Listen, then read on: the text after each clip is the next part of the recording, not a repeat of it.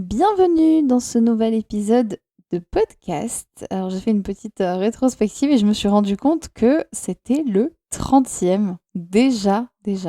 J'arrive bientôt à la première année de La Voix d'une amoureuse.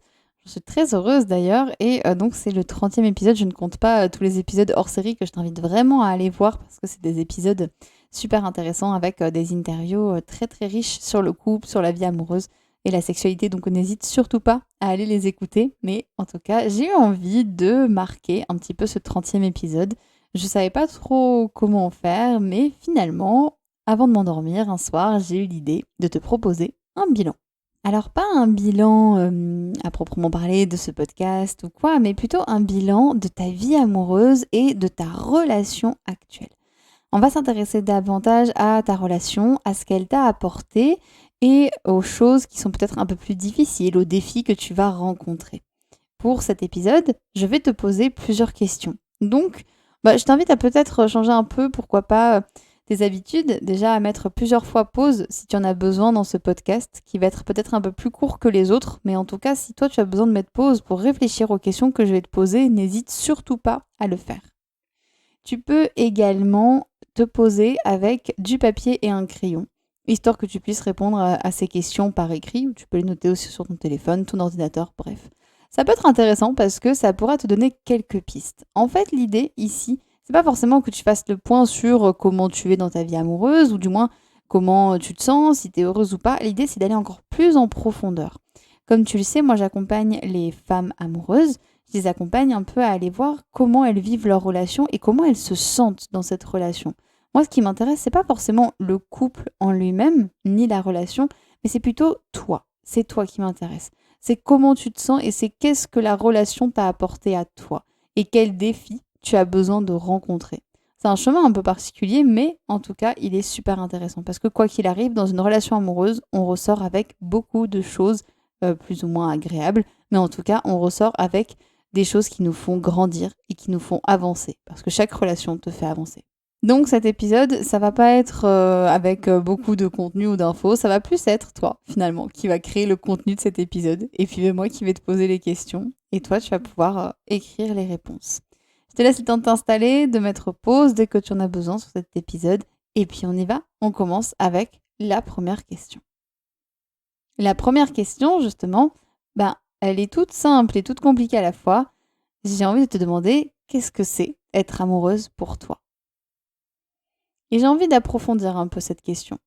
C'est-à-dire, qu'est-ce que c'est être amoureuse pour toi? À quel moment? À quel moment tu te dis, ça y est, je suis amoureuse de quelqu'un? À quel moment tu sens que tu vas tomber amoureuse? Est-ce que c'est quand tu regardes une personne? Est-ce que ça va être après plusieurs échanges? Qu'est-ce qui fait que là, d'un coup, tu es amoureuse? Et qu'est-ce que c'est d'être amoureuse pour toi? Qu'est-ce que ça implique? Qu'est-ce que ça change à ta vie? C'est une question qui est très large, donc prends vraiment le temps d'y répondre, de te poser vraiment cette question et de réfléchir à la réponse que tu as envie de donner. Je ne vais pas mettre beaucoup de pauses dans ce podcast, donc vraiment, encore une fois, n'hésite pas, si tu as besoin de faire des pauses, à toi-même appuyer sur le bouton pause et à revenir ensuite à la suite de ce podcast. La deuxième question, c'est une question que je pose très très régulièrement dans les appels découvertes. Les appels découvertes, c'est des appels que je propose où pendant 30 minutes, tu peux venir faire le point sur ce qui se passe actuellement dans ta relation, si tu as des questions, des doutes. Et une question que j'aime beaucoup poser, c'est pourquoi tu es en couple avec cette personne? Pourquoi là actuellement tu es en couple avec ton ou ta partenaire? Parce que des fois, quand on est en couple, au bout d'un certain temps, on ne se pose plus forcément la question. On est en couple, point. C'est un peu pardon l'expression, mais ça fait partie des meubles et de l'habitude. Moi, j'ai envie que tu ailles un peu chercher ça. Pourquoi, aujourd'hui, tu es en couple? Pourquoi tu t'es mis avec ta partenaire?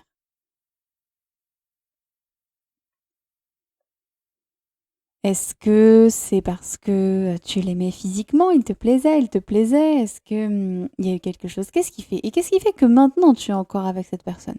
Parce qu'on peut tomber amoureuse d'une personne, mais on reste aussi avec cette personne après. Donc, qu'est-ce qui fait que tu es encore là?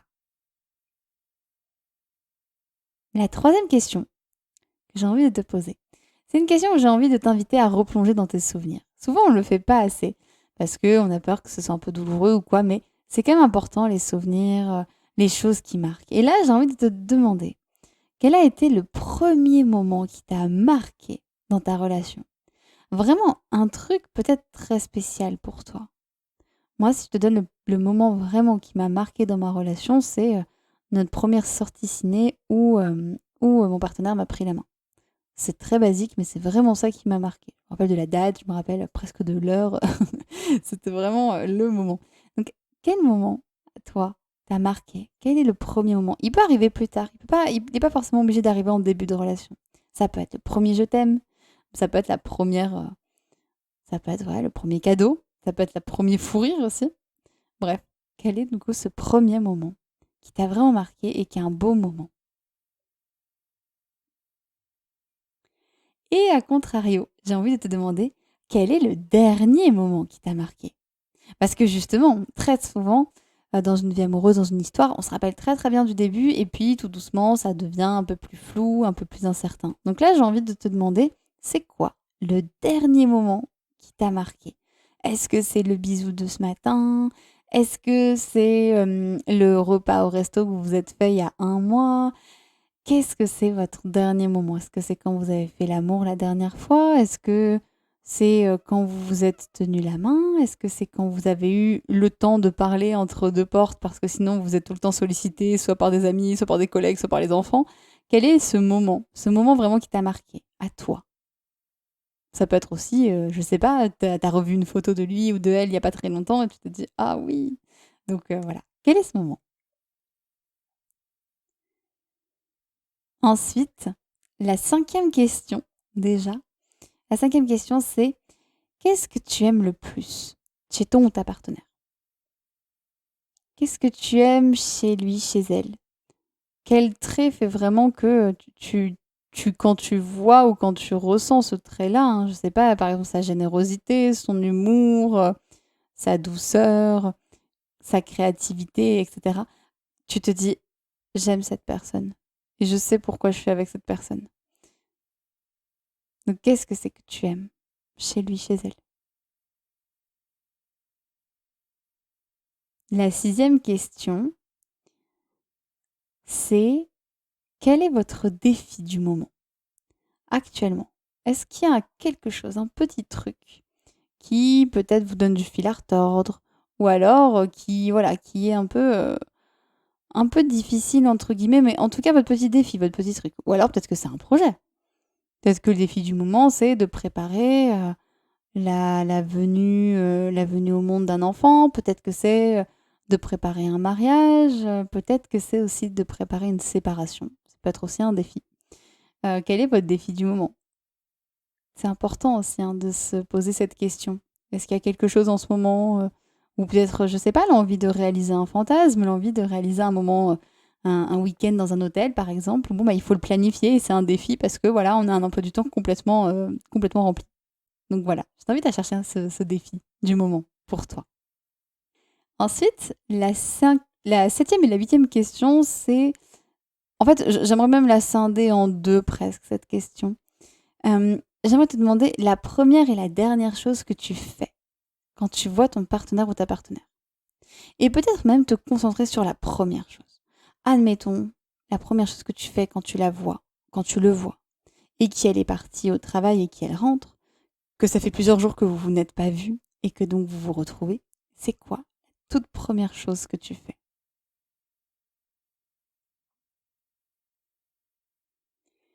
La huitième question, cette fois, on va rentrer un peu plus dans l'introspection vis-à-vis de toi-même. Parce que je t'ai dit que dans ce podcast, c'était toi qui m'intéressais. J'ai envie de te demander quelle qualité ton ou ta partenaire a fait ressortir chez toi. Il y a forcément une qualité que tu as développée qui s'est décuplée depuis que tu es en couple avec cette personne. Mais c'est quoi cette qualité? Est-ce que c'est ton écoute? Est-ce que c'est ta créativité? Est-ce que c'est ton humour? Est-ce que c'est ta douceur? Est-ce que c'est ta force de caractère? Est-ce que c'est ta résilience? Bref, je veux pas trop t'aiguiller, mais c'est quoi la qualité, en tout cas ce que ton partenaire ou ta partenaire a fait ressortir chez toi? N'hésite vraiment pas à mettre pause parce que si tu n'as pas de réponse tout de suite, c'est OK. Peut-être que ça viendra après, mais si tu as besoin d'un petit peu de temps avant de te reposer la question, ou en tout cas pour réfléchir, n'hésite pas à mettre pause sur ce podcast.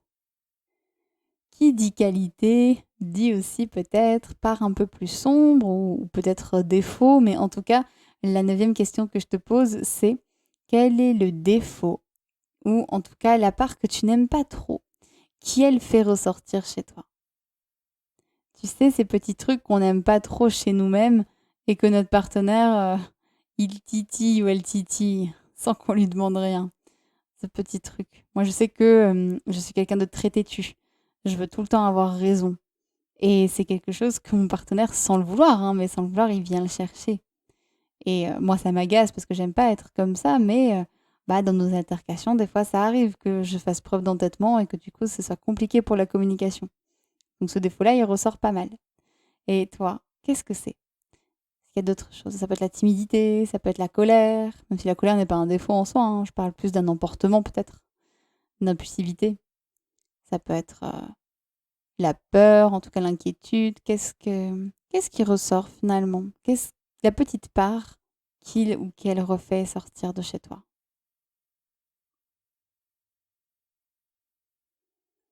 La 10e question, j'ai envie de te demander quelle valeur vous tient le plus à cœur?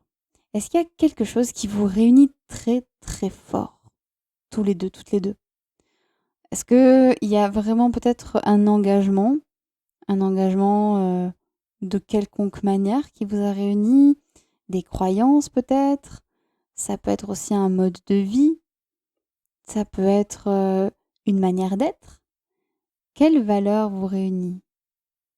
Par exemple, je sais pas, si vous faites du sport tous les 2, par exemple, ou toutes les 2, et que du coup, c'est quelque chose qui vous réunit parce que vous êtes passionnés de rando ou passionnés, d'escalade. Ça peut être, l'importance du partage, de vous partager, de prendre des moments de partage entre vous. Pour vous, ça, c'est hyper important. Participer dans des associations, être bénévole. Qu'est-ce qui vous réunit? Quelle est la grande valeur, finalement, qui vous réunit? Ensuite, j'ai envie de te demander à quel endroit vous êtes le moins en accord? Et cette question, elle est difficile parce qu'on n'a pas trop envie d'y répondre généralement. Mais c'est aussi là qu'on voit si on peut faire ou non des compromis. Donc, quel est le point sur lequel vous êtes peut-être le moins en accord? Est-ce que c'est sur la gestion de l'argent? Est-ce que c'est sur la gestion du temps en général? Sur les repas? Où toi tu aimes certaines choses, où ta partenaire aime d'autres choses, et du coup c'est compliqué? Sur la famille, sur la place des amis, sur le fait d'ouvrir ou de fermer un couple, bref. C'est quoi? À quel endroit que vous êtes le moins d'accord?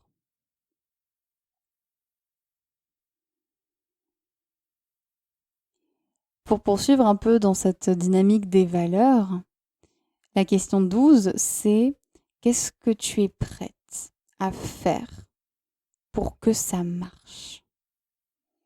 C'est-à-dire qu'est-ce que tu es prête à faire dans ta relation là? Ta relation en général. Soit tu te bases sur le désaccord auquel tu pensais il y a quelques secondes, ou alors sur ta relation générale. Qu'est-ce que tu es prête à faire pour que ta relation fonctionne? Qu'est-ce qui est dans ton pouvoir à toi? Qu'est-ce que toi tu peux faire pour amener un petit plus dans ta relation? Et là, je t'invite vraiment à faire pause. Fais pause. Prends le temps de réfléchir.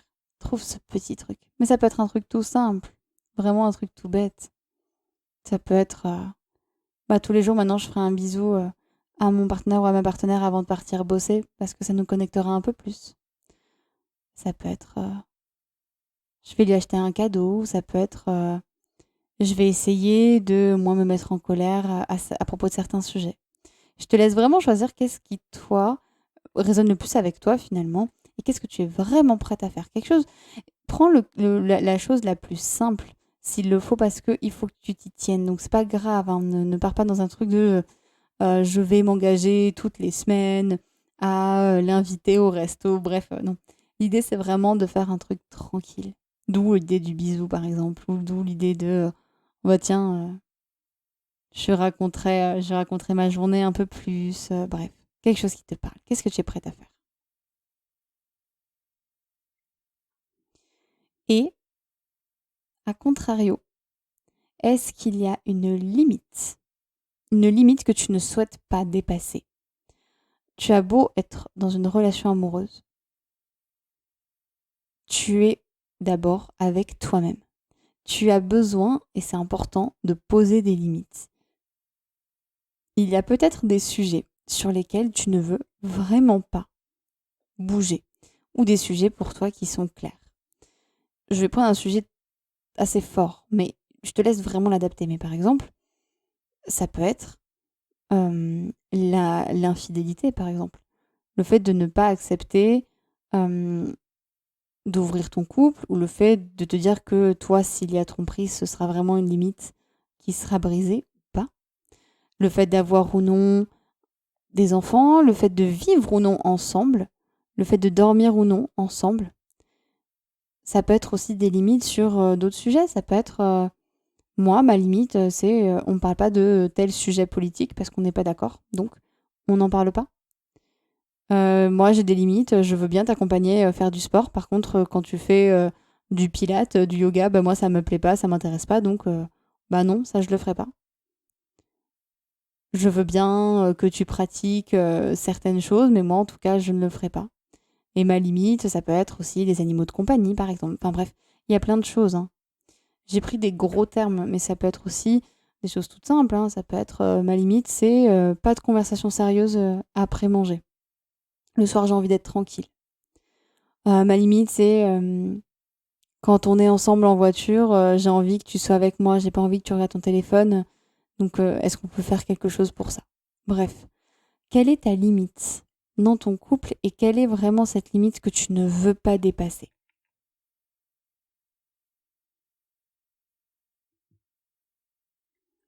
On arrive tout doucement à la fin de ces questions. Il en reste 2. La 14e question, c'est ce qui a changé chez toi depuis ta rencontre, depuis que tu es avec ton ou ta partenaire. Alors tout à l'heure, on a parlé des qualités et des défauts. Là, je t'invite à aller carrément creuser. Qu'est-ce qui a changé chez toi? Et ça peut être quelque chose de physique. Peut-être que tu as changé de coiffure, peut-être que tu as un nouveau tatouage. Mais ça peut être aussi quelque chose de plus mental. Bah maintenant, je lis des polars. Parce que du coup, ma partenaire m'a donné le goût, donc j'en lis. Maintenant, mon comportement a changé, je suis plus patiente. Tu vois un petit peu ce que je veux dire? C'est vraiment qu'est-ce qui a changé? Quelle est la chose qui a vraiment changé et qui fait que, ben voilà, ça, ce qui a changé, c'est un peu grâce à ta relation. En tout cas, c'est ce que t'a apporté cette relation à toi. Comme si demain elle devait s'arrêter, dire ben moi, je repars avec ça.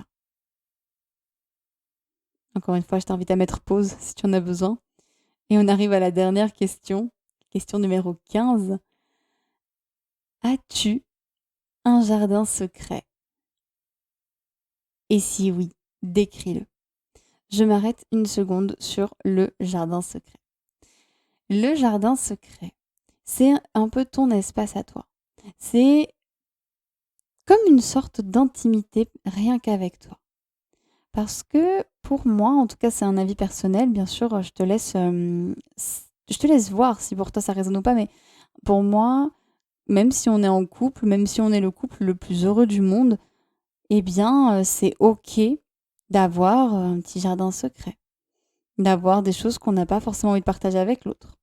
Ça peut être des moments avec tes copines ou tes copains où vous allez prendre un café et vous êtes vraiment que ensemble. Ça peut être un journal intime. Ça peut être un moment dans ta semaine où tu vas te balader dans un endroit que tu adores, mais où tu vas te balader toute seule. Il y a plein de choses. Ton jardin secret, ça peut vraiment être plein de choses.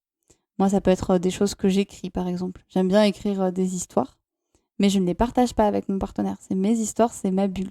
C'est un peu mon jardin secret. Et quand je vais voir des amis, je suis aussi dans un jardin un peu secret parce que des fois, j'aime bien y aller sans lui, juste pour profiter de mes amis et de notre relation. Donc finalement, c'est pour ça que je te pose cette question parce que pour moi, c'est très important que même si tu vis une relation, tu aies un jardin secret. C'est important parce que ça te permet de te rappeler que tu es la personne la plus importante de ta vie. Et ça, peu importe qu'il y ait une relation ou pas.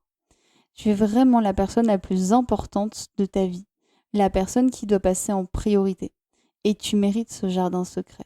Ce jardin secret, ça peut être juste, je prends ma douche et pendant 5 minutes, je reste dans la salle de bain et je fais rien, mais tout le monde croit que je suis occupée, donc moi je suis tranquille. Vraiment.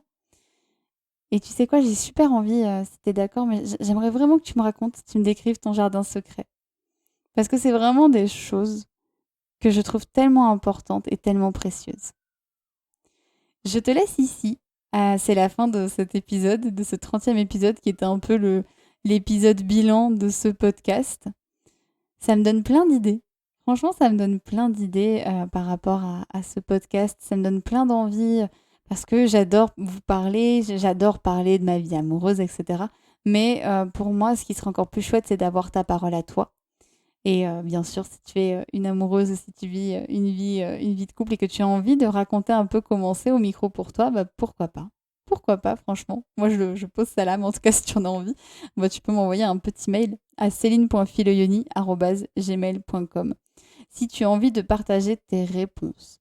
Tu peux choisir tes réponses, justement, ça peut être ton jardin secret, là. Toutes les réponses que tu as fait pour ce petit questionnaire de bilan, tu peux choisir de le garder pour toi ou alors tu peux les partager. Ça peut être avec ta partenaire, ça peut être avec moi si tu souhaites qu'on en discute, ce sera avec grand plaisir. En tout cas, c'est toi qui vois. Tu peux aussi n'en partager qu'une partie, c'est vraiment toi qui décides. En tout cas, j'espère que cet épisode t'a plu, cet épisode un petit peu spécial. Je trouve ça important de faire aussi des introspections, de se poser les bonnes questions et de voir finalement aussi tout ce que la relation t'apporte de beau aussi. Et la femme merveilleuse que tu es grâce à cette relation, mais aussi grâce à toi, parce que si les choses ont bougé, certes, l'autre t'a peut-être un peu poussé, mais en fait, c'est toi qui as poussé, qui a fait bouger les choses. J'espère vraiment que cet épisode t'a plu. N'hésite pas à me dire si tu as envie que je propose d'autres épisodes un peu d'introspection. Et puis, j'espère que ces questions ont pu t'aider à avancer, à creuser ta vie de couple. Et si tu penses à d'autres questions, n'hésite pas à me les partager. Je prends quelques minutes pour la fin de ce podcast pour te rappeler que si tu écoutes ce podcast au jour de sa sortie, c'est-à-dire le 19 septembre, eh bien, sache que dans 2 semaines, nous démarrons un magnifique accompagnement à 2 avec une femme que j'aime beaucoup qui s'appelle Manon. Cet accompagnement s'appelle Éclosion. Il y aura plein de vidéos pour en parler sur ma chaîne YouTube, Philoyoni, accompagnante des femmes amoureuses. Donc tu pourras aller découvrir tout ça. C'est un projet pour justement que tu sois ta priorité et pour te faire passer avant tout, pour prendre soin de toi, de ta relation à ton corps, te faire du bien par plein de petits outils. Ça peut être du dessin, de l'écriture, de la méditation, des outils de naturopathie aussi, de l'huile essentielle, des fleurs de bac, etc. Donc si jamais le projet t'intéresse, si tu veux en savoir plus, viens t'abonner sur ma chaîne YouTube où tu auras plein d'informations. Et sinon, tu peux m'envoyer aussi un mail à celine.filoyoni@gmail.com et je t'enverrai toutes les infos. En tout cas, je serai ravie de t'y retrouver. Et d'ici là, prends soin de toi pour aimer l'autre encore plus fort.